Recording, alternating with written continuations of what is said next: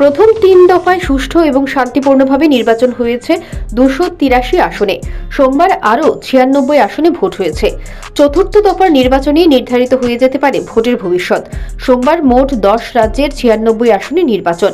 পশ্চিমবঙ্গের 8 আসন ছাড়াও ভোট হচ্ছে অন্ধ্রপ্রদেশের 25, বিহারে 5, ঝাড়খণ্ডের 4, মধ্যপ্রদেশের 8, মহারাষ্ট্রের 11, উড়িষ্যার 4, তেলেঙ্গানার 17, উত্তরপ্রদেশের 13 এবং জম্মু ও কাশ্মীরের 1 আসনে। প্রথম 3 দফায় ভোট মিটেছে নিরাপদে। এবারও কড়া নিরাপত্তার বন্দোবস্ত করেছে নির্বাচন কমিশন। তবে প্রথম 3 দফার তুলনায় ভোটের হার বাড়ানোটাই চ্যালেঞ্জ কমিশনের।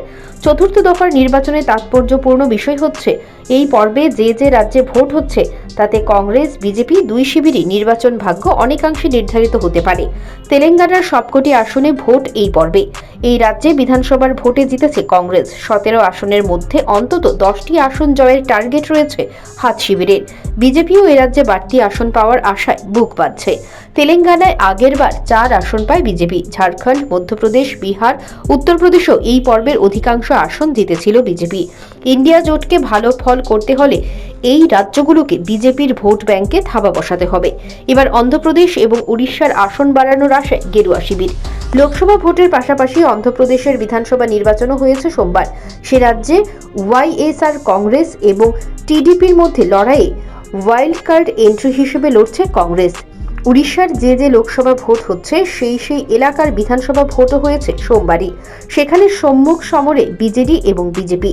এই পর্বে যেসব হেভিওয়েট ভাগ্য নির্ধারণ হবে তার মধ্যে রয়েছে অখিলেশ যাদব, আসাদুদ্দিন ওয়েসি, গিরিরাজ সিং, অধীর চৌধুরী, ওয়াইএস শর্মিলারা।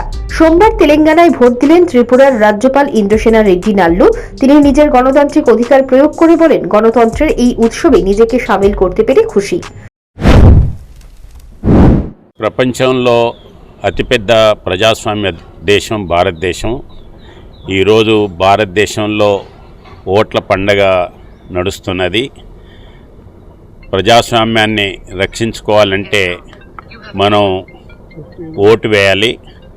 నా ఓటును నేను ఈరోజు వేసుకొని ఈ ప్రజాస్వామ్య రక్షణ కొరకు నేను పాల్గొన్నాను. మిగతా వాళ్ళందరూ కూడా ప్రజాస్వామ్య రక్షణ కొరకు ఈరోజు వారి యొక్క ఓటును సద్వినియోగం చేసుకొని ఓటు వేయాలని చెప్పి ఈ సందర్భంగా కోరుతున్నాను।